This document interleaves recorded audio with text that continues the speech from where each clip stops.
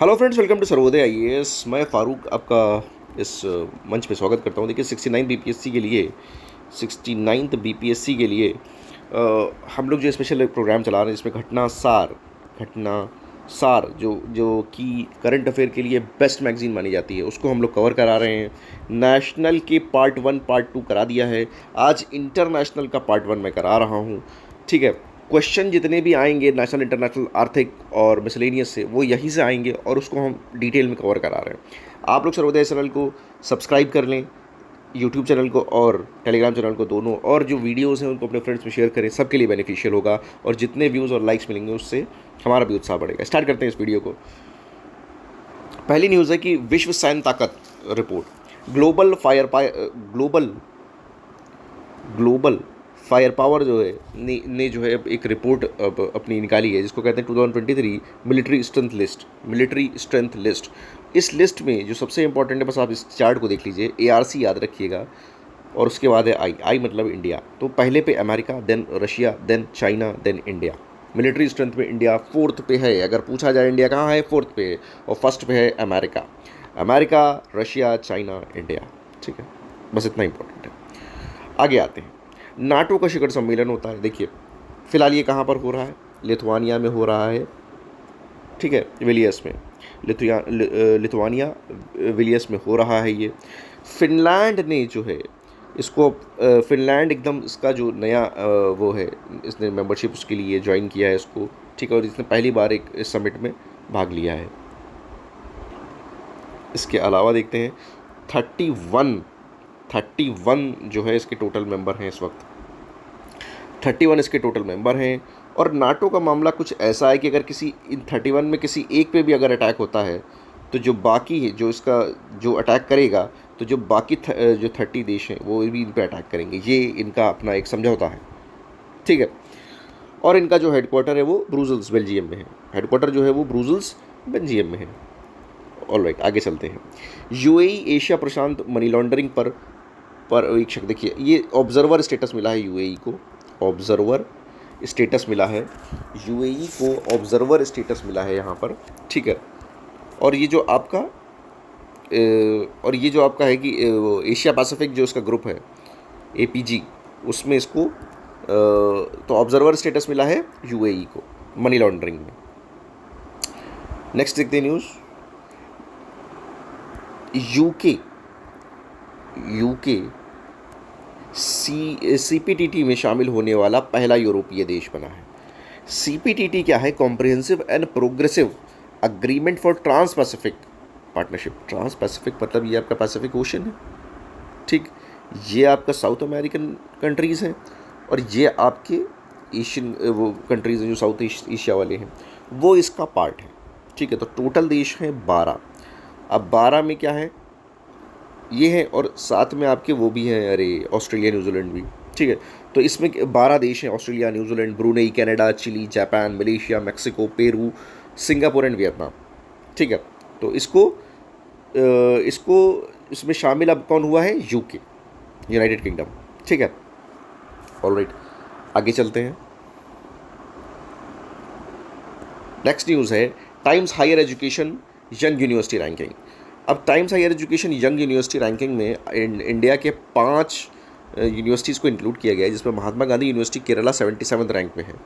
महात्मा Gandhi university Kerala 77 rank पे है, और सिंगापुर की नॉनयंग टेक्निकल इंजीनियरिंग यूनिवर्सिटी जो है वो फर्स्ट पे है। Nanyang technical engineering university Singapore की जो है वो फर्स्ट पे है। किसमें? Times higher education young university ranking.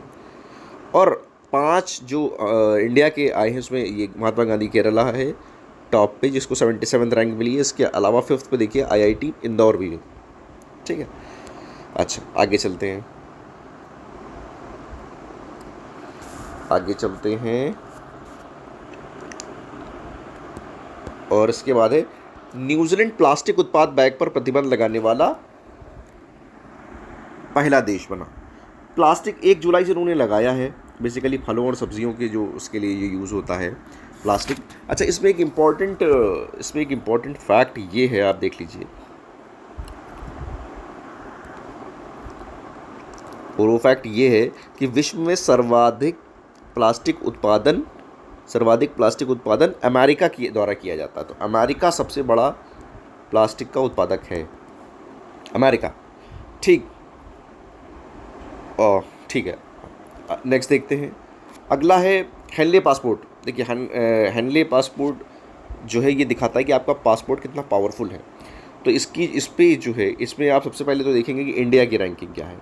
तो इंडिया का 80 रैंक है, इंडिया का 80 रैंक है, ठीक है। इंडिया की रैंक है 80, और फर्स्ट पे आप देख लीजिए सिंगापुर है इस वक्त। फर्स्ट पे है सिंगापुर, और सेकंड पे है जर्मनी, इटली, स्पेन।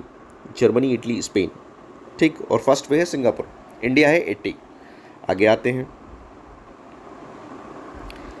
ऊर्जा energy transition index. Energy transition index कौन इशू करता है? World economic forum. World economic forum, world economic forum इसको रिलीज़ करता है। इसमें सबसे पहले आप किसी भी उसको जब आप पढ़ेंगे इंडेक्स को, तो सबसे पहले देखेंगे कि इंडिया की रैंकिंग क्या है। तो इंडिया की रैंक है 67, इंडिया की रैंक है 67, और फर्स्ट पे कौन है? फर्स्ट पे कौन है? Sweden, Sweden. इंडिया 67। ऑलराइट, आगे चलते हैं। India 67, then global gender gap report. Global gender gap report, तो ग्लोबल जेंडर गैप रिपोर्ट जैसे आती है, तो ग्लोबल जेंडर गैप रिपोर्ट को वर्ल्ड इकोनॉमिक फोरम रिलीज़ कर रहा है। एक पहला इंपॉर्टेंट चीज़, global gender gap world economic forum निकाल रहा है। इंडिया की रैंक 127 है, इंडिया की रैंक 127 है। टॉप पर आइसलैंड है, टॉप पर आइसलैंड है। अच्छा, ये चार चीज़ों पे, चार पैरामीटर पे इसको कैलकुलेट करते हैं। क्या है? इकोनॉमिक पार्टिसिपेशन क्या है, इकोनॉमिक पार्टिसिपेशन वुमेंस की क्या है, ठीक, एजुकेशन लेवल क्या है, ठीक, health, then political empowerment, political empowerment. ये चार चीज़ों पे, इकोनॉमिक पार्टनरशिप, एजुकेशन, हेल्थ और पॉलिटिकल एम्पावरमेंट, इन पे कैलकुलेट होता है global gender gap report, global gender gap report. फिर अगर हम अपने पड़ोसी देशों में इसको देखने की कोशिश करते हैं, तो देखिए बांग्लादेश का हमसे बेटर है। बांग्लादेश का 59 है, भूटान का 103 है, श्रीलंका का 115 है, नेपाल का 116 है, मालदीव 124 है, देन इंडिया 127 है। आगे आते हैं नेक्स्ट रिपोर्ट पे, और वो है ग्लोबल स्टार्टअप इकोसिस्टम। वो है ग्लोबल स्टार्टअप इकोसिस्टम रिपोर्ट आई है। और आप देखिए कि इसमें टॉप 10, अब देखिए अमेरिका से इतने बड़े बड़े कैपिटलिस्ट कैसे निकलते हैं, ठीक है। तो देखिए स्टार्टअप इकोसिस्टम जो रिपोर्ट है, ये स्टार्टअप इकोसिस्टम जो है उसमें सिलिकॉन वैली टॉप पर है, first rank America, then New York America, then London Britain, then Los Angeles America, then Tel Aviv Israel, then Boston America. तो देखिए 10 में 4 तो अमेरिका के ही हैं, ठीक है। तो आपको याद रखना सिलिकॉन वैली। और भारत का एक शहर आया है इसमें, वो है बेंगलुरु। बेंगलुरु, बेंगलुरु को, और इसको निकालते हैं स्टार्टअप जीनोम। इस रिपोर्ट को, ये जो रिपोर्ट है आपकी ग्लोबल स्टार्टअप इकोसिस्टम, इसको स्टार्टअप जीनोम वाले निकालते हैं, स्टार्टअप जीनोम रिलीज़ करते हैं, ठीक है। और यहाँ का एकमात्र शहर इसमें आया है इंडिया का, और वो है बेंगलुरु, जो कि 28, बेंगलुरु को 28 रैंक मिली है, ठीक है। आगे आते हैं 28 मतलब अच्छी रैंक में। उसके अलावा तो फिर आपके मुंबई भी है, मुंबई 31 है, दिल्ली 24 है, ठीक है। आगे आते हैं global liveability index. Global liveability, विश्व में रहने के योग्य अच्छे शहरों की रैंकिंग आती है। इसको इशू करता है economic intelligence unit. Economic intelligence unit global liveability index को इशू करता है, ठीक है। और इसके टॉप पर वियना, ऑस्ट्रिया का जो शहर है वियना, वो इसके टॉप पर है। वियना जो है वो इसके टॉप पर है। दूसरे पे कोपेनहेगन है डेनमार्क का, ठीक, वियना। इसमें अगर हम देखें ग्लोबल लिवेबिलिटी में सबसे एंड में जो आपको मिलेगा वो मिलेगा सीरिया का, जो सीरिया का दमिश्क जो है वो सबसे कम रैंक इसको मिली है। इसके अलावा हम भारतीय शहरों की अगर हम बात करें, तो आपको दिल्ली 141, तो आपको दिल्ली को मिला है ठीक है। वर्ष 2023 की इस रैंकिंग में दिल्ली व मुंबई को 141 दिल्ली और मुंबई 141 व चेन्नई को 144 स्थान पर, और चेन्नई जो है वो 144। तो इसमें भारतीय ये नहीं पूछेंगे, इसमें अगर पूछना होगा तो आपको पहला पूछेंगे, that is Vietnam, that is Vienna, Austria. अगला है कि 42वां एशियान शिखर सम्मेलन कहाँ पर होता है? इंडोनेशिया में। कहाँ पे? लेबुआन में होता है। अगर हम 42 अगर इंडोनेशिया में हो रहा है तो 41 कहाँ हुआ था और 43 कहाँ होगा, ये इंपॉर्टेंट हो जाता है। ठीक, तो 41 जो है वो कंबोडिया में हुआ था, ये 41वां कहाँ हुआ था? कंबोडिया में हुआ था, कंबोडिया। और नेक्स्ट कहाँ होगा? लाओस में होगा। नेक्स्ट कहाँ होगा? लाओस में होगा। तो 43 लाओस में होगा, 41 कंबोडिया में हुआ था, और इस साल जो 42 हुआ वो हुआ आपका इंडोनेशिया के लेबुआन शहर में। ऑलराइट, इसके बाद एक इम्पॉर्टेंट चीज़ आगे आ जाती है। आप देखिए इसकी जो थीम है वो इम्पॉर्टेंट है, और थीम क्या है? Asian affairs epicentre of growth. Asian affairs epicentre of growth. इसमें एक और चीज़ इम्पॉर्टेंट है, और वो ये है कि एशियान का जो 11वां मेंबर है, 11th मेंबर है, वो है ईस्ट टिमोर। और ईस्ट टिमोर को टिमोर लेस्ते भी बोलते हैं, टिमोर लेस्ते। ठीक, एशिया ये है आपका 11वें टिमोर लेस्ते। ठीक है, ऑलराइट। तो 2024 में एशियान शिखर सम्मेलन का आयोजन लाओस में किया जाएगा, यही मैंने आपसे बताया था। ठीक है, तो इस बार हुआ इंडोनेशिया में, अगली बार लाओस में। अब इसके बाद आता है विश्व शांति सूचकांक। विश्व शांति सूचकांक institute of economics and peace इसको इशू करता है। ठीक, और ये आइसलैंड इसका नंबर 1 पे है। इसमें आइसलैंड नंबर 1 पे है, आइसलैंड जो है वो नंबर 1 पे है, और भारत इस पे 126 पे है। अगर पूछे कि इंडिया का क्या रैंक है, इंडिया 126 रैंक पे है। और सबसे ज़्यादा डिस्टर्ब कौन है? 163 रैंक पे अफगानिस्तान। तो आप मार ले जाएंगे, सही ऑप्शन अगर आपके सामने दिया जाएगा तो आप उसको हिट करेंगे सही। ठीक, आगे चलते हैं। ये आगे आपको एक लिस्ट भी मिलेगी, ये जिसमें आपको भारत का दे रखा है, और भारत का जो स्कोर है वो 2.314 है। ऑलराइट, आगे चलते हैं। प्रधानमंत्री मोदी की ऑस्ट्रेलिया यात्रा कब हो रही है? ये इंपॉर्टेंट है, मैंने आपसे बोला था कि मंथ ज़रूर याद रखिएगा। तो हो रही है सर मई के महीने में प्रधानमंत्री की यात्रा हो रही है। अब इसमें क्या था, बेसिकली वहाँ पे क्वाड मीटिंग थी, तो उसी में ऑस्ट्रेलिया वाला भी हो गया, निपट गया। ठीक, अच्छा, इसमें एक चीज़ ये कि बेंगलुरु में जो है वो कॉमर्शियल एम्बेसी बनाएंगे, बेंगलुरु में कॉमर्शियल एम्बेसी बनेगी, और ब्रिस्बेन में भारतीय कॉमर्शियल एम्बेसी बनाई जाएगी। तो यहाँ के बेंगलुरु में ऑस्ट्रेलिया के लिए कॉमर्शियल एम्बेसी बनेगी, और वहाँ ब्रिस्बेन में इंडिया के लिए कॉमर्शियल एम्बेसी बनेगी। ठीक, इसके अलावा प्रवासन और आवाजाही पे भी समझौता हुआ। भारत ऑस्ट्रेलिया ग्रीन हाइड्रोजन, देखिए ये इंपॉर्टेंट है, ग्रीन हाइड्रोजन वैसे भी चर्चा में है, इंपॉर्टेंट चीज़ है। तो ग्रीन हाइड्रोजन टास्क फोर्स किसके बीच बनी है? Green hydrogen task force India Australia के बीच बनी है, ये याद रखिएगा।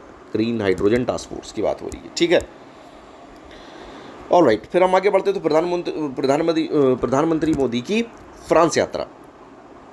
स्ट्रेटेजिक पार्टनरशिप के 25 साल हो रहे थे, तो गए। तो वहाँ पे क्या हुआ कि कई चीज़ों पे हुई, जैसे कि होराइजन 247 भारत फ्रांस की रणनीतिक भागीदारी के भावी स्वरूप को से संबंधित दस्तावेज का, या होराइजन 247। अब ये पूछा जा सकता है होराइजन 247 क्या है, तो ये भारत और फ्रांस को याद रखिएगा। ठीक है, उसके बाद बैसल डे वहाँ पे मनाया गया, ठीक है, जो कि वहाँ का राष्ट्रीय दिवस है। 14 जुलाई को बैसल डे मनाया गया, उसमें वो लिया। उसके बाद एक इम्पॉर्टेंट बड़ा पुरस्कार मिलता है, Grand Cross of the Legion of Honour. राष्ट्रपति मैक्रोन ने इस अवसर पर 13 जुलाई को भारतीय प्रधानमंत्री श्री नरेंद्र मोदी को फ्रांस के सबसे बड़े नागरिक और सैनिक सम्मान Grand Cross of the Legion of Honour से सम्मानित किया। तो ये अवार्ड याद रखिएगा। ठीक, ये अवार्ड याद रखिएगा। फिर स्कॉर्पियन पनडुब्बी पे भी एक समझौता हो रहा है, उसको भी याद रखिए। प्रधानमंत्री मोदी की फ्रांस यात्रा के दौरान रक्षा क्षेत्र में आगे सहयोग बढ़ाने के लिए समझौते हुए और दोनों देशों ने स्कॉर्पियन पनडुब्बी के निर्माण कार्यक्रम पर हस्ताक्षर किया। ठीक, ऑलराइट। फिर एक समझौता ये होता है कि न्यू स्पेस इंडिया लिमिटेड, जो कि आपका जो कि हमारा कमर्शियल आर्म है इसरो का, न्यू स्पेस इंडिया लिमिटेड और एरियन स्पेस के बीच में समझौता हो रहा है। ठीक। फिर हमारा यूपीआई, फ्रांस में भारत यूपीआई के उपयोग को लेकर भी समझौता हुआ। इसकी शुरुआत एफएल टावर से होगी, यानी अब भारतीय टूरिस्ट मोबाइल ऐप के ज़रिए रुपए में भुगतान कर पाएंगे। ऑलराइट। फिर आता है प्रधानमंत्री मोदी की यूएई यात्रा जुलाई में। डेट ज़रूर याद रखिएगा, फ्रांस भी जुलाई में गए और यूएई भी जुलाई में गए। फ्रांस भी जुलाई में गए थे और यूएई भी जुलाई में गए। ठीक है, डेट इंपॉर्टेंट है। तो यूएई गए तो यूएई में आप याद रखिएगा कि इम्पॉर्टेंट चीज़ क्या है, एक आपकी एलसीएस प्रणाली, स्थानीय मुद्रा निपटान, ये प्रणाली जो है, इस रेट ये न्यूज़ याद रखिएगा। इसके अलावा शिक्षा क्षेत्र में आईआईटी दिल्ली का कैंपस, ये क्वेश्चन आ सकता है, आईआईटी दिल्ली का कैंपस अब कहाँ खोला जाएगा, तो 2024 से यूएई में जो है वो इसका पाठ्यक्रम स्टार्ट होने वाला है। ठीक है। इसके बाद विश्व में शीर्ष 500 उच्च शिक्षा संस्थानों की क्यूएस रैंकिंग आती है। क्यूएस रैंकिंग के टॉप पर आपको मिलेगा एमआईटी याद रखिएगा। क्यूएस रैंकिंग के टॉप पर है एमआईटी है अमेरिका में। ठीक। उसके बाद आता है कैम्ब्रिज जो है यूके में। ऑलराइट। अगर हम भारत की बात करें तो आपका आईआईटी बॉम्बे 149 और आईआईटी दिल्ली 197 पे है। ठीक, ऑलराइट। फिर हम आगे चलते हैं, राष्ट्रपति द्रौपदी मुर्मू की सूरीनाम और सर्बिया की यात्रा। तो सूरीनाम और सर्बिया की यात्रा अगर हम देखते हैं तो इसमें क्या है कि राष्ट्रपति भवन के सामने स्थापित मामा सरनाम की आदमकद प्रतिमा पर पुष्पांजलि की। अच्छा, इसमें मदर ऑफ सूरीनाम कहलाती हैं। इनके गोद में 5 बच्चे हैं जो कि वहाँ की 5 अलग अलग ट्राइब्स हैं। ठीक है, तो मामा सरनाम। उसके बाद भारतीय राष्ट्रपति द्रौपदी मुर्मू को इस अवसर पर सूरीनाम के सर्वोच्च नागरिक सम्मान दिया गया। क्या है वो? The grand order of the chain of yellow star. The grand order of the chain of yellow star. ठीक है, ऑलराइट। उसके बाद फिर देखते हैं कि शराब पर स्वास्थ्य चेतावनी लगाने वाला आयरलैंड पहला देश बन गया। ठीक है, जिस तरह यहाँ पर आपके उसमें मिलती है, अरे सिगरेट के उस पर मिलती है आपको पैकेट, उसी तरह वहाँ पे शराब पे आयरलैंड में मिलने लगी। फिर छठा हिंद महासागर सम्मेलन इंडियन ओशन कॉन्फ्रेंस, तो इसमें आप देखिए कि ढाका बांग्लादेश में हुआ, ये इंपॉर्टेंट है। फिर ये इंडिया फाउंडेशन मिलकर कराता है, ये इंपॉर्टेंट है, इंडिया फाउंडेशन करा रहा है, ये इंपॉर्टेंट है। फिर इसकी जो वो है थीम इंपॉर्टेंट है, वो था कि peace, prosperity and resilient future. Peace, prosperity and resilient, PPR, resilient future. ठीक है। उसके बाद फिर यहाँ पर एक D8 ग्रुप मिलते हैं। D8, इस सम्मेलन में D8 सार्क और बिम्स्टेक के प्रतिनिधियों के सहित लगभग 150 विदेश अतिथियों ने हिस्सा लिया। फिर D8 में कौन कौन आता है? बांग्लादेश, मिस्र, Indonesia, Iran, Malaysia, Nigeria, Pakistan और तुर्की के बीच विकास सहयोग से जुड़ा। तो ये D8 डेवलपमेंट 8 के बारे में आप देख लीजिएगा। ठीक है। इसके बाद गहरे समुद्र में समुद्री जीवों की सुरक्षा के लिए संयुक्त राष्ट्र UN ट्रीटी एक यहाँ पे साइन होती है, जिसमें 193 लोग जिसको साइन करते हैं, 193 देश इसको साइन करते हैं। ठीक है। पर्यटन पनडुब्बी, फिर ये एक इंपॉर्टेंट, पर्यटन पनडुब्बी टाइटन दुर्घटना ट्रस्ट, ये बेसिकली न्यूफाउंडलैंड द्वीप जो कि नॉर्थ अटलांटिक ओशन में है, वहाँ पर एक पनडुब्बी उतरी थी जो टाइटैनिक जो जहाज़ था उसको देखने के लिए, और वो दुर्घटनाग्रस्त हो गई। तो अमेरिका की फर्म ओशन गेट एक्सपीडिशन के नेतृत्व में टाइटन पनडुब्बी न्यूफाउंडलैंड के तट पर डूबे हुए टाइटैनिक के मलबे का दौरा करने के लिए एक अभियान पर निकली, लेकिन 2 घंटे बाद इसका संपर्क टूट गया। ठीक। टाइटन पर सवार सभी 5 सदस्य थे, 5 सदस्य थे, इनको आप देख लीजिएगा, मैं वो डाल दूँगा। ये पनडुब्बी उत्तरी अटलांटिक में समुद्री सतह पर। तो ये था आपका एक वीडियो फर्स्ट पार्ट 1। इसके बाद हम पार्ट 2 लेकर आएंगे। आप लोग इस चैनल को सब्सक्राइब कर लें और अपने फ्रेंड्स में शेयर करें। Thank you very much.